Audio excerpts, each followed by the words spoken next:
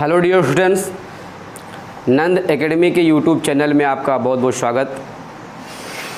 प्यारे बच्चों, हमने पिछले वीडियो में आपसे भोजन के अवशोषण के बारे में बातचीत की थी और भोजन का अवशोषण किस प्रकार से होता है, पहले वो कहाँ जाता है, उसके बाद फिर वो विभिन्न प्रकार की कोशिकाओं में जाता है, ऊतकों में जाता है। इन सारी बातों को हमने आपसे डिस्कस किया। आज का जो हमारा उस टॉपिक है, ये टॉपिक है भोजन का स्वांगीकरण और मल परित्याग।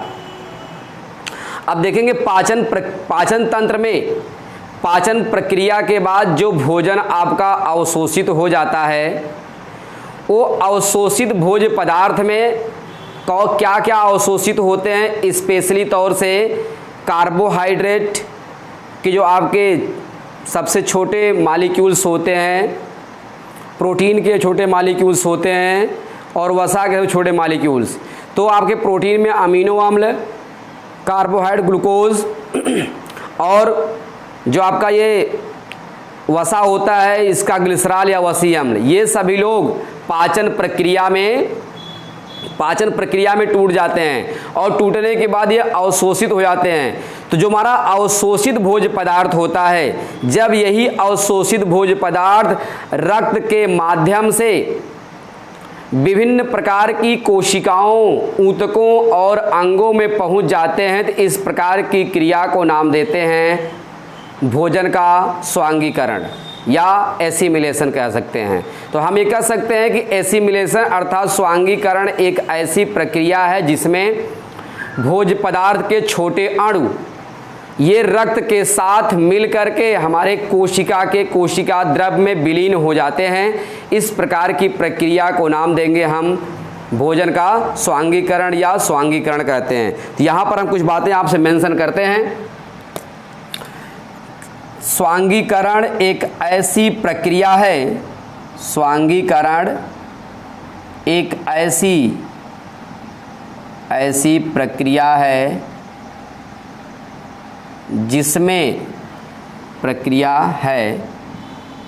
जिसमें अवशोषित भोज्य पदार्थ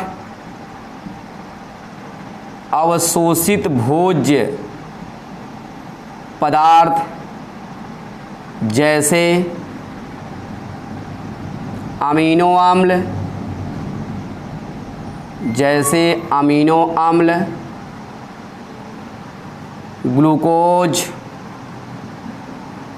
ग्लूकोज, वसी अम्ल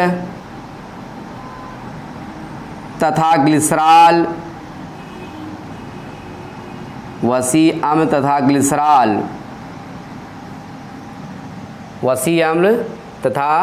ग्लिसरॉल। स्वांगीकरण एक ऐसी प्रक्रिया में अवशोषित भोज्य पदार्थ जैसे अमीनो अम्ल, ग्लूकोज, वसी अम्ल, ग्लिसरॉल कोशिका के कोशाद्रव्य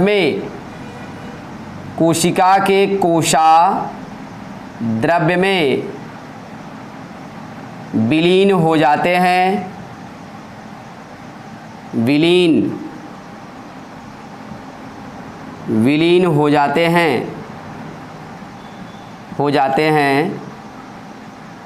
स्वांगीकरण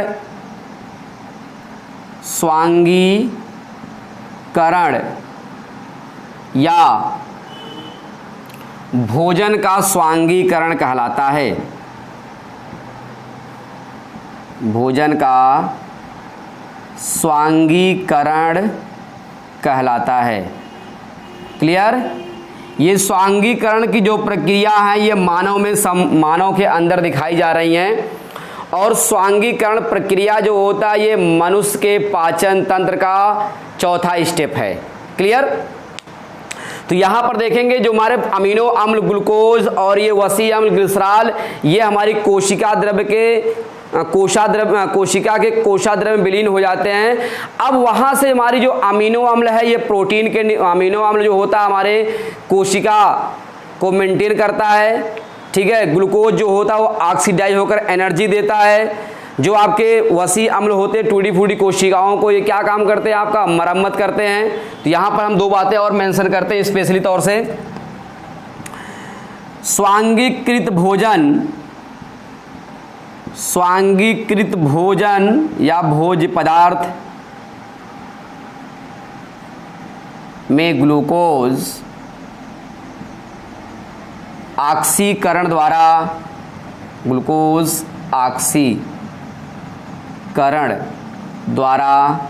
ऊर्जा प्राप्त होती है। अमीनो अम्ल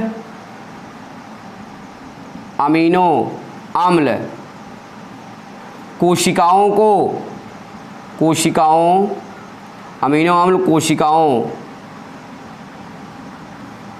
की वृद्धि के लिए सहायक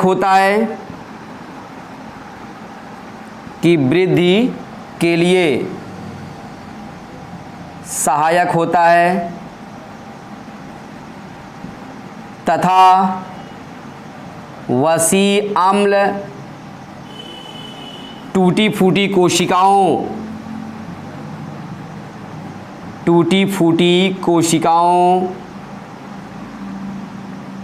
की मरम्मत तथा निश्चित शेप देने का निश्चित आकार देने का कार्य करता है। क्लियर हो गया? ये थे हमारे भोजन के स्वांगीकरण। अर्थात स्वांगीकरण प्रक्रिया में जो भी हमारे अमीनो अम्ल, ग्लूकोज, ये आपका वसी अम्ल जो हमारे बॉडी में अंदर जाते हैं, या कह लीजिए कि हमारी कोशिका के कोशाद्रव्य विलीन होते हैं, तो ये ऑक्सीकृत होकर के एनर्जी में, कोई कोशिका निर्माण में, कोई टूटी फूटी कोशिकाओं की मरम्मत में हेल्प करते हैं। वैसे तो अमीनो अम्ल भी आपका और वसी अम्ल भी आपका टूटने पर ऊर्जा देते हैं। क्लियर? तो ये पहले तो आपका ये हमारा ग्लूकोज टूटता है, ग्लूकोज के टूट खत्म हो जाने पर हमारा अमीनो अम्ल और साथ साथ आपका वसी अम्ल भी आपका टूट करके ग्लूकोज का फॉर्मेशन करते हैं, अर्थात ग्लूकोज के निर्माण में भाग लेते हैं। इससे क्या होता है, इनकी कोशिकाओं में वृद्धि और टूटी फूटी कोशिकाओं की मरम्मत, एनर्जी सब कुछ आसानी से मिल जाती है। क्लियर? तो ये रहा हमारा भोजन का स्वांगीकरण। अगली बातें हम बात करते हैं इसमें मल परित्याग।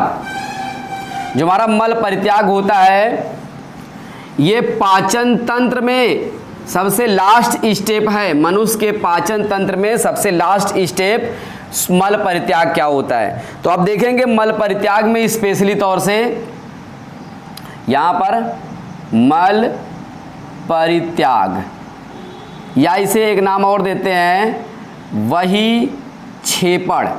क्लियर?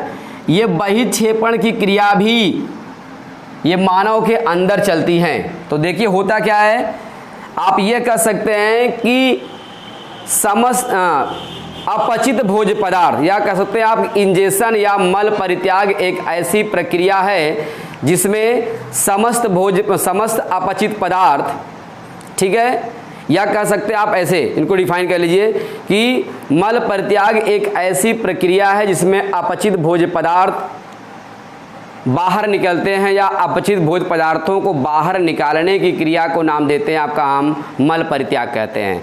तो जो हम फूड खाते हैं, जो हम आपका भोजन लेते हैं, उन भोजन का जो अपचित भाग होता है, जो नहीं पचता है, जो हमारे बॉडी में इनडाइजेस्ट हो जाते हैं, उन्हें ये क्या होते हैं आपका, उन्हीं भागों को क्या होते हैं, एनस के द्वारा, मलाशय से होता हुआ एनस के द्वारा बाहर निकालना ही हमारा मल परित्याग या इंजेशन कहलाता है।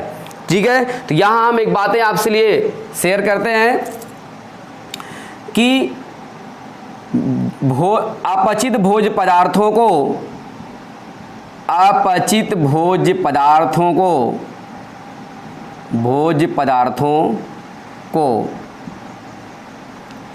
बाहर निकालने की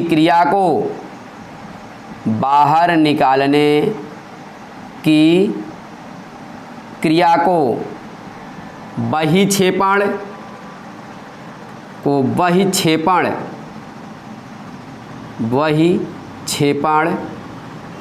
या मल परित्याग कहते हैं, मल परित्याग कहते हैं। क्लियर। अब देखेंगे ये मल परित्याग की जो प्रक्रिया होती है ये एक कोश की और बहुकोश की दोनों जीवों में होता है। क्लियर।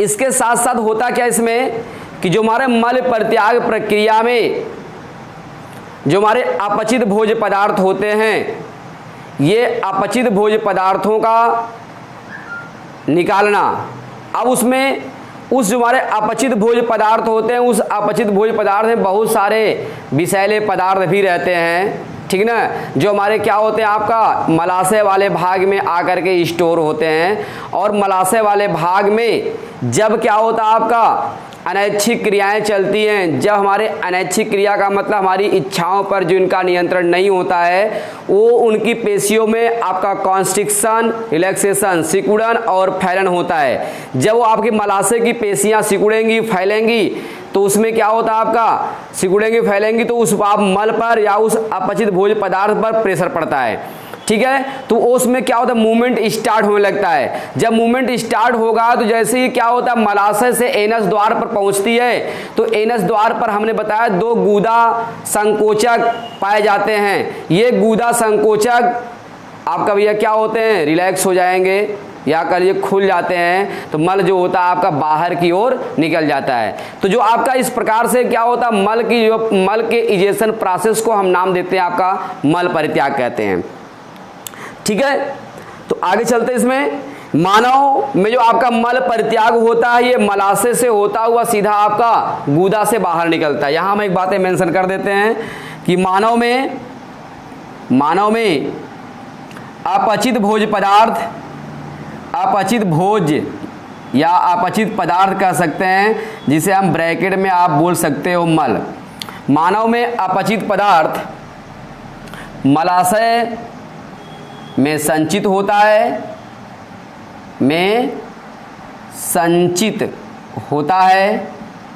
और संचित होता है और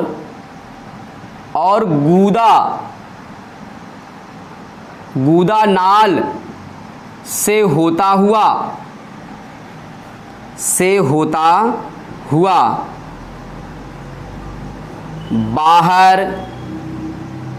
बाहर निकल जाता है। क्लियर। निकल जाता है। तो मल परित्याग में स्पेशली ये चीजें आपको हिली, तो हमने इसमें आपका भोजन का स्वांगीकरण कैसे होता है और मल परित्याग किस प्रकार से मानव के द्वारा या मल का विसर्जन किया जाता है, इसके बारे में हमने आपसे चर्चा किया। तो आज के लिए इतना ही। That's all.